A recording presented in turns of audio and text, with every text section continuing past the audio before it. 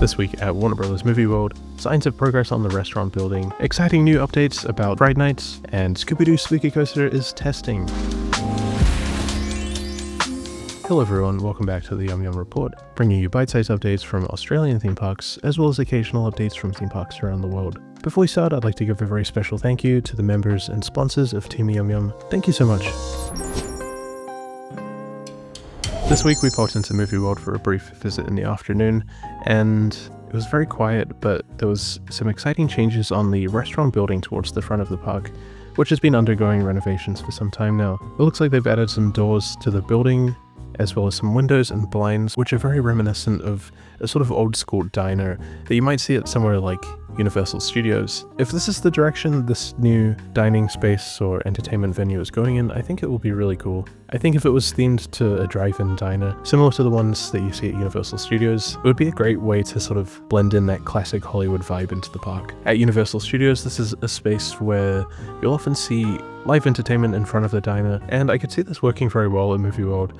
They already have a lot of that sort of classic Hollywood type music in their performances and shows throughout the day, and I think it would be really fun if they put it inside of this building, or maybe in front of the building, if they had some kind of vintage cars or something. That's the only thing I could really think of based on how the doors and windows look. I can't think of any other theme that it could be, so what do you think? Is it going to be that sort of classic Hollywood diner sort of vibe, or is it going to be something entirely different?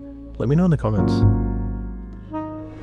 This past week, Movie World has been teasing their Fright Nights event, which is one of the most iconic events at the park that takes place throughout the year, if not their most iconic event. And this year they're offering early bird ticket sales, which are available for a limited time. They also announced a new maze that is coming to the park for this year, as well as teasing another maze which is yet to be revealed. I'm not sure what the overall theme of Fright Nights for this year is. They usually have some kind of headlining horror mascot or horror sort of figure that is the face of the attraction. Last year it was Beetlejuice. They've also had like Pennywise the Clown from It. So I'm not sure what it will be this year. So what is the new maze that they announced? So it's called Eternal Dark Maze. Beware, once inside you may be lost in the void forever. The spacecraft Eternal has returned, but what came back is no longer human. Once a beacon of exploration, the derelict spacecraft now drifts in silence, its hulls pulsing with alien infection. Inside, half-human crew members stalk the corridors in search for fresh hosts. Step aboard if you dare. They also released a cool little teaser, which shows a spooky-looking spacecraft, which is kind of reminiscent of like Alien or something, zombies in space kind of. This sounds like a really cool theme, and I'm pretty sure it's an original concept, as in it's not tied to any existing horror IP, which on one hand is cool, and on the other it's interesting that they're not like utilizing a recognized IP, I guess. And for the second maze that's yet to be announced, they had a little teaser in an email that they sent out that says, "The twisted creatures that lurk below have no souls and no mercy, dare to descend." I wonder what that could be. Sounds intriguing. Some sort of subterranean monsters or something underground maybe. I'm not sure, I can't think of any IPs that kind of have anything like that, but I guess we'll find out. These new mazes are part of a group of 5 mazes, which have a few other ones that fans of Fright Nights might be familiar with. Circus Maze, Hellship Maze, and Deceased Maze. The park will also be split up into different precincts as usual: Pain Street, Carnival Creepshow, Containment Breach, Maze Hub, and Fright Central. They've also got the WB Horror Encounters, where you can have photo opportunities with some recognizable horror characters, such as Pennywise the Clown, the Crooked Man from The Conjuring, Regan from The Exorcist, and Valak from The Conjuring universe. And there's also entertainment throughout the night, such as Beetlejuice, the iconic moment when all the monsters and creatures come out and run down Main Street. They've got a live rock band, The Wrath, some kind of DJ show, as well as the fire dancers. Fright Nights is very popular, and I've actually yet to visit it. I'd love to check it out one day. It is quite expensive to visit, especially if you want to experience some of the mazes and other offerings, and also if you want the fast track. At the moment they've got an early bird sale on, which is $79. Yeah, do you think I should visit Fright Nights this year? Would you like to see a video of me covering the event? Are you going to visit Fright Nights? Is it your first time? Have you been before? Do you have any handy tips and tricks for a first time visitor? Let me know in the comments.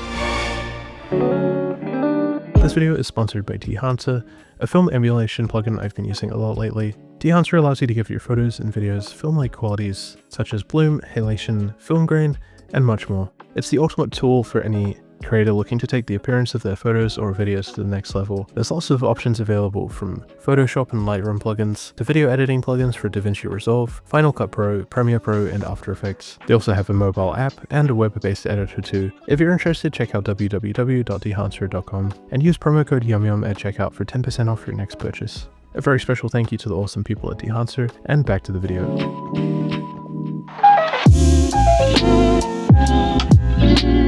And once again, the star of the show this week is Scooby-Doo Spooky Coaster, of course. There's been a lot of progress over the last week on the paint job for the facade, which is moving along very nicely. It's a nice subtle upgrade to the one-tone grey that was there before, and they've now sort of gone back to the early look with the purple and other tones of grey, which is a little bit more cartoony and much closer to the original live-action film version. And for those of you who don't know, they also released a teaser trailer showing off the new ride logo and a little look inside the attraction in a cinematic teaser, and it's definitely looking closer to the original version rather than Next Generation. Hello, future Mr. YumYum here. I don't have my proper microphone, so I'm recording this on my phone. Just adding in something I forgot to mention as well, which is that Movie World also released a little video on their Instagram showing off some exciting new merchandise, which is going to be coming along with Scooby-Doo Spooky Coaster. In the clip, we can see a kid inside the queue area for Scooby-Doo Spooky Coaster, holding onto a nice little Scooby plushie. But something caught my eye in this video, the t-shirt that the kid was wearing. If you have a closer look, you can see that it's actually a themed Scooby-Doo Spooky Coaster t-shirt, which is pretty amazing for Australian theme parks because we don't have a lot of merchandise here that actually has any display of the rides themselves on the t-shirt or on the merch. So this is really exciting to see something that actually has the iconic Scooby-Doo Spooky Coaster ride on the t-shirt itself. I did leave a comment on Movie World's Instagram account, and they responded saying that they've got lots more exciting merchandise in store. So I'm really excited to see what other merchandise we can expect. Hopefully some of these t-shirts for adults. I'd love to see one with like a black background personally. I like this t-shirt. I'm not crazy about the blue color, but a black t-shirt with this on would be really nice. I hope that more parks do this. It's something that you see a lot at Disney and Universal parks. Many of the rides have exit gift shops. Scooby-Doo Spooky Coaster has an exit gift shop as well, so this would be a really great use for that. Well, I thought that was all. I thought we would just go to the park, see the paint job, and that would be it. But as we were leaving, Theme Park Ogre told me that he spotted something very exciting on his magical zoomy lens on his camera, and he noticed that there was a sign outside the back of Scooby-Doo Spooky Coaster saying that the ride is currently under commission. And in the theme park industry, saying something's under commission is often sort of a code for saying that it's testing or they're running safety checks, which take place after the ride's construction has been complete. So this is very exciting news. It means that possibly Scooby-Doo Spooky Coaster is testing, and if it's testing, that means we might be getting closer to opening than we actually realize, especially if we're seeing progress on the ride facades moving along so quickly, and it might even be soon that we see the sign pop up or the test seat. So I'm not sure how far away we are from the opening of the attraction, but one thing for sure is I'm very, very excited. It's my most anticipated ride here in Australia for 2025, and I can't wait to see the new refurbished version of Scooby-Doo Spooky Coaster.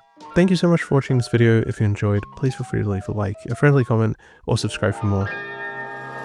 And before we finish, I'd like to give a very special thank you to the members and sponsors of Team YumYum for supporting my content. Thank you so much to everyone for your very kind and generous support.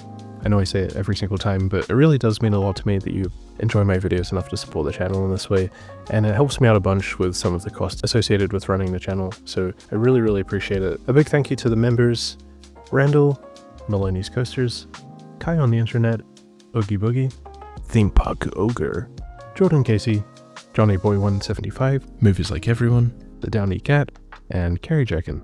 And a very special thank you to the Team YumYum sponsors: Koala75, Audrey Allen, Senpai's JP Blue Dog, Senpai's JP Red Dog, Wayne Hewitt, Lee Donald, SW Stevie 1, and The Kez.